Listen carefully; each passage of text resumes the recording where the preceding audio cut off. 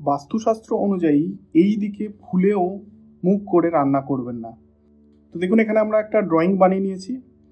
এখন কোন দিকে মুখ করে আপনি রান্না করবেন সেটা কিভাবে নির্ণয় করবেন? অ্যাপ্লাইড বাস্তু কম্পাস থেকে। অ্যাপ্লাইড বাস্তু কম্পাসে নর্মাল কম্পাস খুললে এইরকমভাবে ক্যালিব্রেট করলেই আপনি পেয়ে যাবেন কোন দিকে মুখ করে রান্না করছেন। এইদিকে দেখুন নর্থের দিকে মুখ করে রান্না করা দেখাচ্ছে। এখানে আমরা ড্রয়িং করে নিয়েছি, অর্থাৎ নর্থের দিকে যিনি রান্না করছেন, দেখুন গ্যাস স্টোভটা নর্থের দিকে রয়েছে। এটি অ্যাপ্লাইড বাস্তু কম্পাসের মাধ্যমে আপনি বের করে ফেললেন। এই নর্থের দিকে মুখ করে কখনোই রান্না করবেন না। কারণ কি?